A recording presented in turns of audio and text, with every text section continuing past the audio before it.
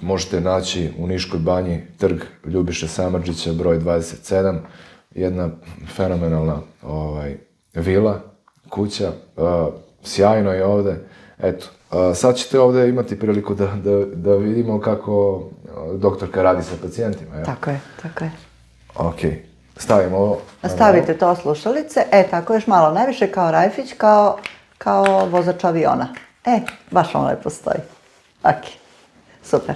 Znači, suština cele priče, vi kada stavite slušalice, pošto na ušima, uši su u stvari projekcija našeg celokupnog organizma.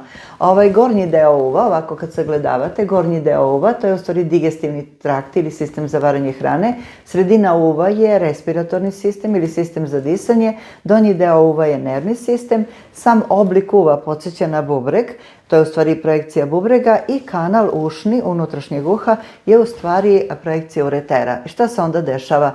Pošto tu na uvu postoje spoljne akupunkturne tačke i mi imamo 365 tačaka na telu, odnosno projekcija na ušima, imamo 20 energetskih pruga i unutar organizma imamo 5000 tačaka.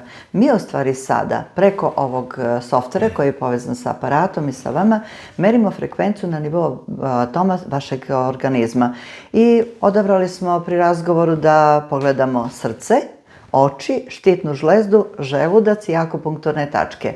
Međutim, kada pacijent dođe, mi sagledavamo organizam od temena glave do malog prstića na nozi, sve organe do najsitnijih detalja. Možemo vidjeti znači sve sisteme beskontaktno i ovo menja gastroskopiju, kolonoskopiju, rektoskopiju, bronhoskopiju, znači, ali na jedan vrlo fin način. Vi doživite stres. Ja sam radila na klinici u sklopu prakse, kad sam bila na specijalizaciji, i sada kada treba pripremimo pacijenta recimo za gastroskopiju, to je vrlo teška metoda, znači ovo treba da ga se postavi određeni položaj, da se zatim da adekvatan lek, da se spreči znači taj nagon za povraćanje, da se ubaci ta cev, da to se radi pažljivo, da ne dođe do proboja organa i tako redom i tako dalje. Vi ste ovdje opušteni, sedite, uživate i sve se slika. Evo sada nakon ovih vaših podataka koje sam ja ubeležila, mi sada krećemo kroz priču i naravno modeli su na ekranu, to nisu vaši organi, to su modeli i mi sada gledamo... Da snimim ovo. Može? Svakako. Da, trebalo bi to da se snimi, da. Dobro. Znači nakon uzimanja osnovnih podataka koji su naravno lekarska tajna i koji se zadržavaju u rokovniku, ovako, mi hoćemo sada recimo, odabrali smo da vidimo vaš želudac. Poslije ću vam reći zbog čega. Znači želudac. Zatim možemo recimo da vidimo pankreas. Evo, pogledat ćemo jetru. Nisam vas pitala, imate sve organe, je li tako? Da. Krajnike ne. Krajnike nemate, da. Pri pregledu pitamo pacijenta da li ima sve organe, da li je bilo nekog operativnog zahvata. A to se zove anamneza ili uzimanje ličnih podataka. Zatim ovdje možemo recimo da sagledamo, to smo htjeli ovako, idemo birano, a inače može sve da se vidi. Znači svi organi, vene, arterije, presek srca, pluća, svašta nešto. Mi biramo štitnu žlezdu, jer ona je najosjetljiviji organ i u posljednje vrijeme sve više ljudi koji imaju probleme sa štitnom žlezdom. Poslije ćemo to objasniti u daljej priči. Samo da vidimo ovako, želudac, štitna žlezda. Hoćemo srce. Evo ga longitudinalni presek srca. Znači srce, oči nismo uhvatili. Ovo se zove čekiranje. I sada dok ja imam ove slušalice na ušima, vi tu meni čitate podatke, je li? Tako je. Ja vama čitam podatke. Prvo radimo čekiranje. To znači da označimo organe koje ćemo sagledati. Izabrali smo oči, cirkulaciju u oku i kasnije ćemo pokazati akupunkturne tačke. I sada, pošto smo čekirali, znači ovo su samo modeli, to nisu vaši realni organi, ali su modeli. I sada na njima merimo frekvenciju i imamo takozvanu azbuku kvanta, pa ću vam pojasniti o čemu se tu radi. Naprosto sada samo snimamo. Merimo frekvenciju na nivou atoma svake vaše ćelije odabranih organa. Ja sam imala prilike dok ovo radi da vam ispričam jednu priču, da mi dolazi čovjek koji je tu bio u stacionaru u Niškoj banji i koji ima probleme sa srcem. I onda on dolazi, pita da se pregleda. Ja kažem, gde vam je izvještaj? Kaže, ostao mi u kolima. Mogao je da ponese, ali jednostavno možda je hteo i da proveri šta ću ja to naći. Znate, ljudi su to. I u tom momentu ja kažem, ok, sedite, izvolite, šta želite da pogledamo? Kaže, hteo bi da pogledam presek srca, u stvari on je rekao eho srca ako ima mogućnosti. Ja kažem, u redu je, to se ovdje tretira kao presek srca i onda smo radili taj longitudinalni presek srca i ja sam videla da on u suštini ima dobar srčani mišić, da mu pretkomore i komore, evo sad se to kod vas sagledava, da se pretkomore i komore ovo jako lepo rade, međutim da ima problem sa jednim listićem na levoj polovini srca, između leve srčane pretkomore i leve srčane komore. Naime, na jednom od tih listića, to je takozvani trikuspidalni zalistak, nalazila se jedna bakterija Streptococcus viridans. I sada zamislite da čovjek koji ima samo bakteriju na jednom listiću treba da pije lekove koji će mu jačati srčani mišić. Znači, holistička medicina sagledava uzroke i meni je to okej. Jer vi ako izlečite uzrok, vi ćete onda rešiti posljedice. A ako vi rešavate posljedice posle izvesnog vremena, vaši uzroci i dalje ostaju, slabe organizam i onda dolazi do bolesti. Tako da je kvantna medicina i preventivna i terapijska. Kasnije ćete vidjeti, uradit ćemo i terapiju elektromagnetnim talasima, pri čemu ćemo podesiti frekvenciju na zdrav organ. I sada, pošto smo ovako snimili, ja ću vam sada ovo pojasniti. Sada imamo sa aspekta kvantne medicine, pošto smo radili taj sken, sve što je ovako crveno, to su ili narandžasta polja, to je odstupanje od frekvence. Zelena polja pokazuju dobru frekvenciju, evo ovdje imamo narandžasta i ovdje pokazuje da vi imate probleme sa desnim okom, što ćemo sada odmah sagledati. Znači, ovo je azbuka kvanta. Sve što je žuto, to pokazuje dobar nalaz. Međutim, kad imate ovako romboide ili ljubičaste trougliće, to pokazuju promene. Vi imate, promene u elasticitetu tetiva desnog oka, pa može da se desi da vam je, recimo, malo slabiji vid ili da teže ide koordinacija vida na desnom oku.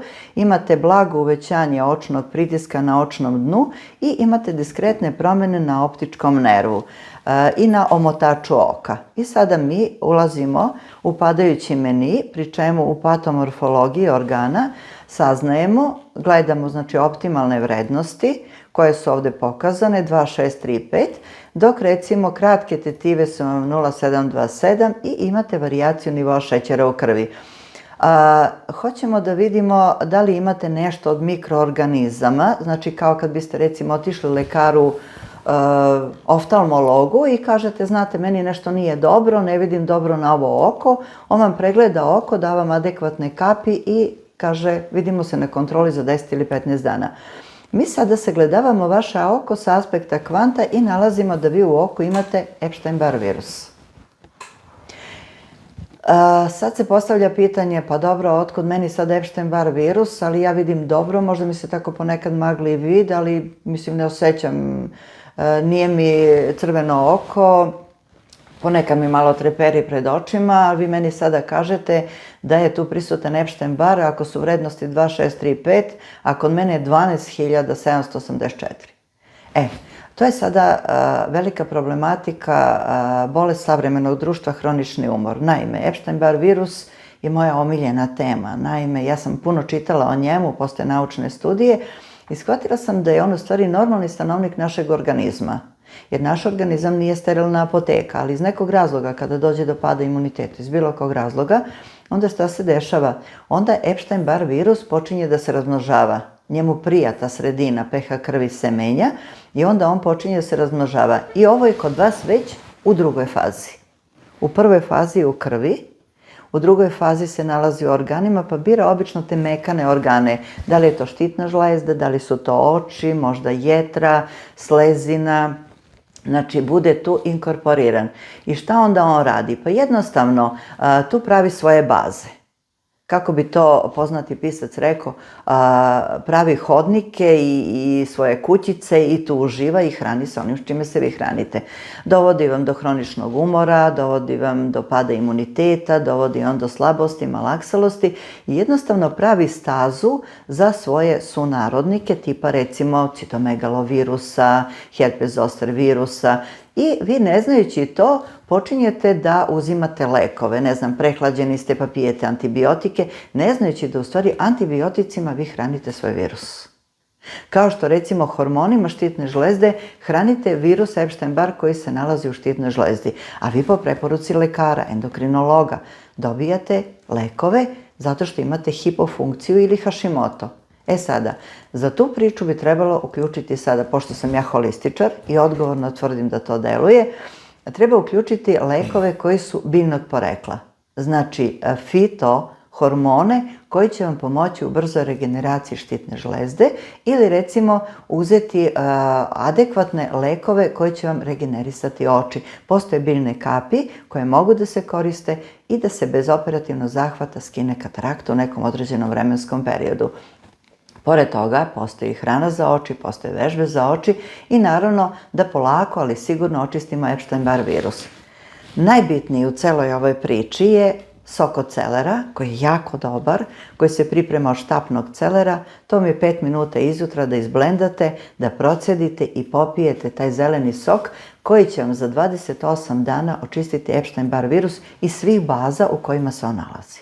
Pored toga uzimate adekvatne suplemente tipa recimo magnezijuma, glicinata, cinka, čaja od matičnjaka i tako redom i tako dalje. Da li kod većine ljudi vidite taj Uglavnom, kod onih ljudi koji dolaze, koji rade recimo po 12 sati dnevno, pogotovo oni koji rade sa kompjuterima, koji vrlo malo jedu, recimo malte ne preskaču doručak, za užinu nešto što kažu onako brza hrana s nogu, pa onda ispuše, ne znam, kutiju cigareta, popiju 3-4 kafe, ne unose vodu, ne unose suplementaciju i onda u jednom trenutku oni samo osete kolaps organizma.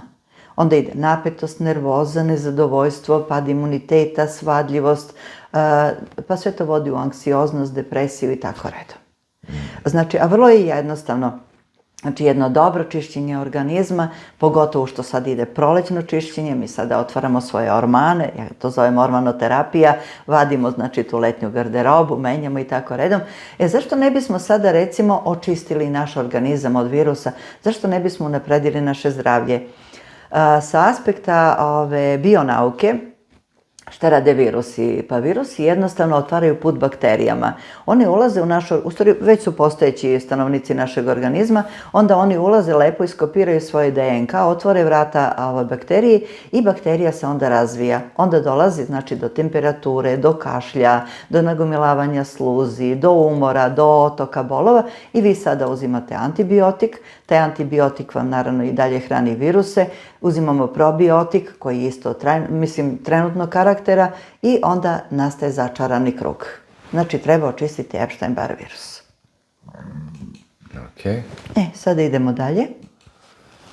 Hoćemo da vidimo, recimo, vašu štitnu žlezdu.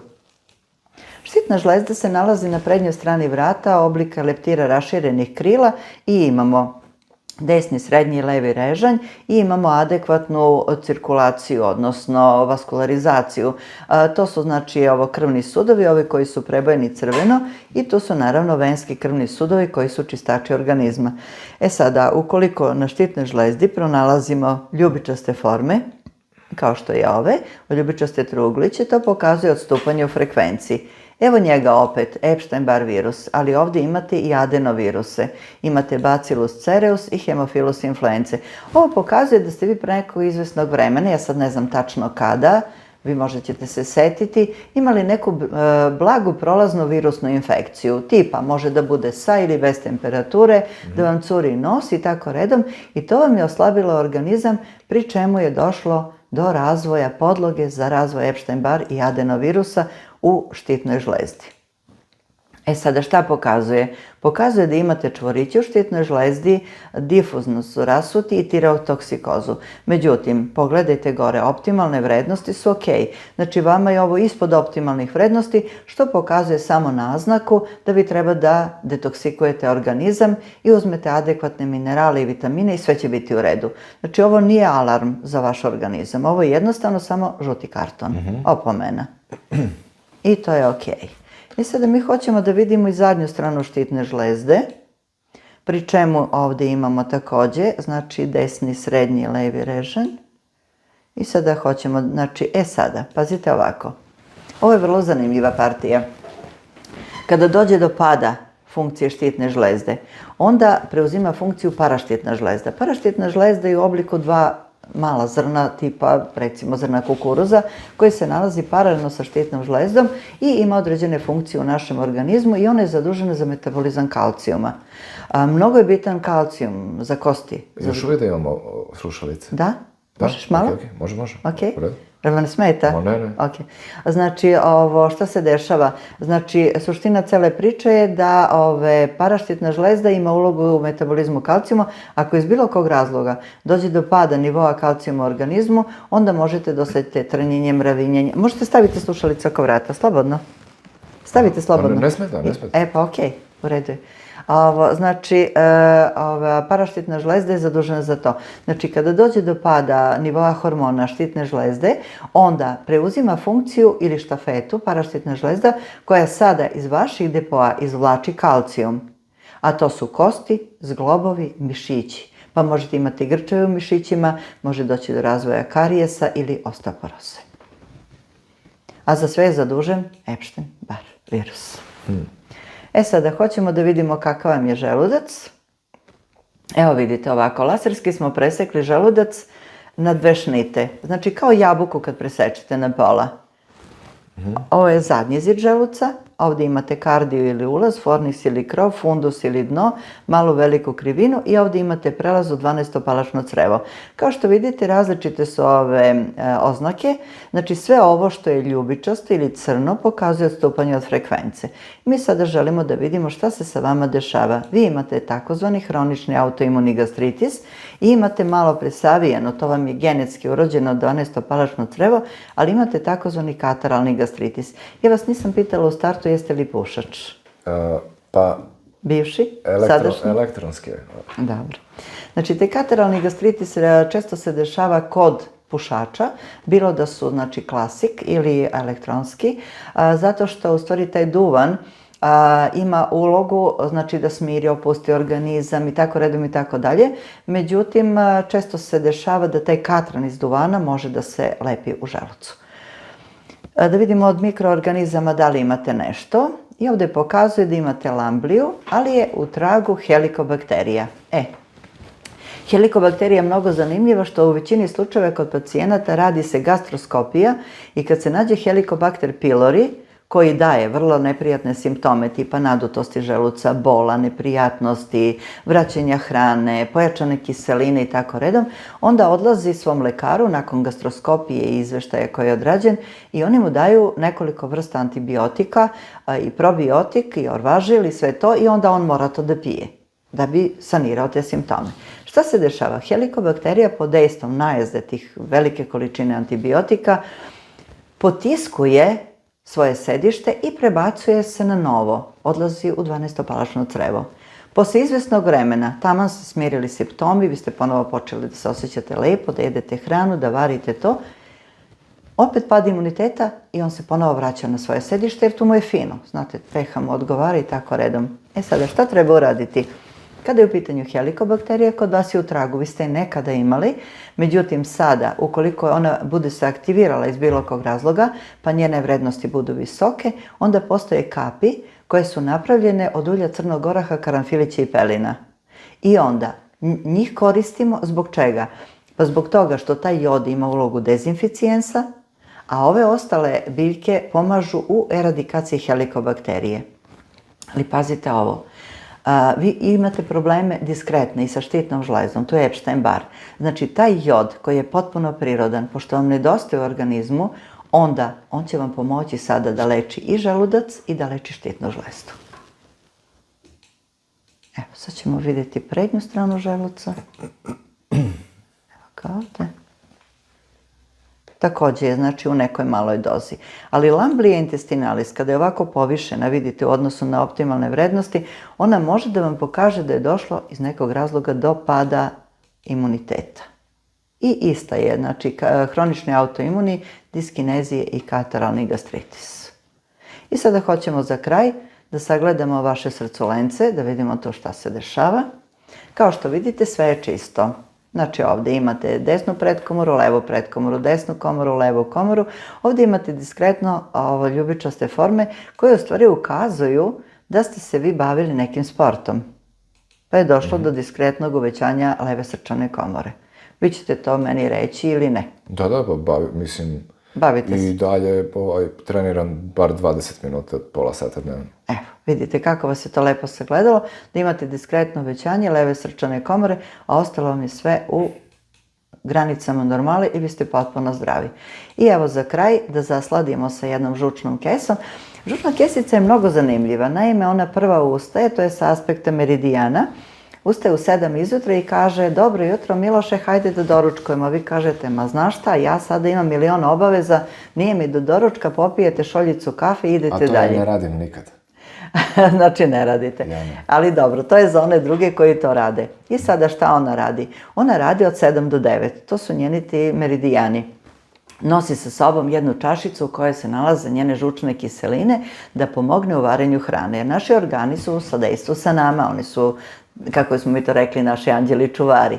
I sada, ako vi u to vreme ne doručkujete, onda ona skupi te svoje sokiće, vrati ih unutar baze, zgrudva da bi mogli da stanu i napravi kamenčiće.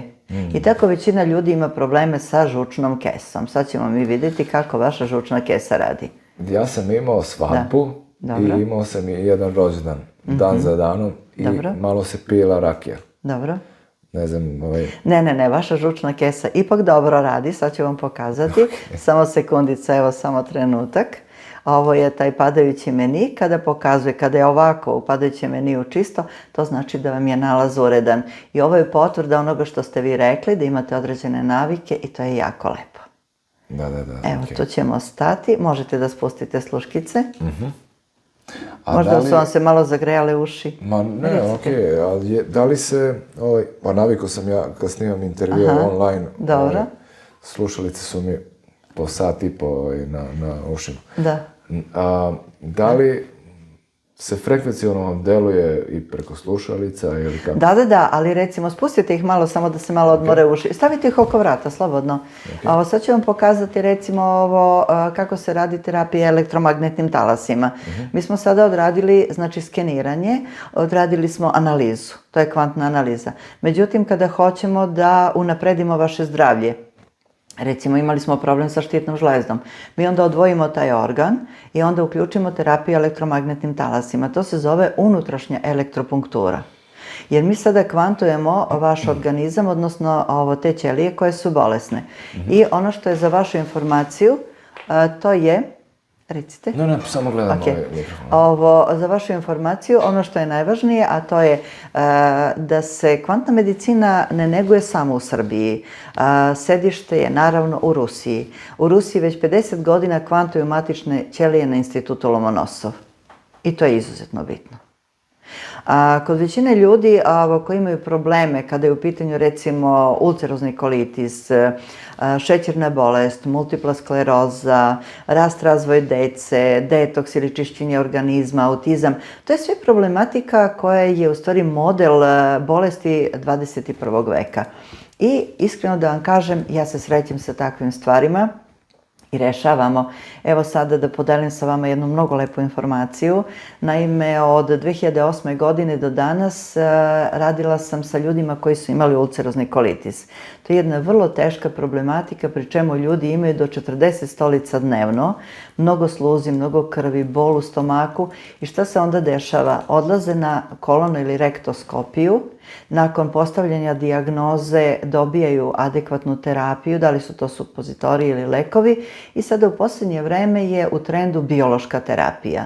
Međutim, rezultati nisu baš nešto očaravajući, većina tih ljudi i dalje ima probleme, a ja sam imala tu sreću da pronađem model lečenja i evo sada ima preko nekih 10.500, možda i više ne merim, od 2008. godine do danas ljudi koji su se izlečili od ulceroznog kolitisa. I ono što je najbitnije, ja sam sada pripremila tu naučnu studiju za kongres lekara, to je 21. kongres koji će se održati na Zlatiboru i koji će biti 15. maja ove godine. I u sklopu toga ja ću imati svoju naučnu studiju, znači kvantni pristup u lečenju ulceroznog kolitisa. Eto, tako malo da se pravim važna. Sjajno. Da. I mnogo je zanimljivo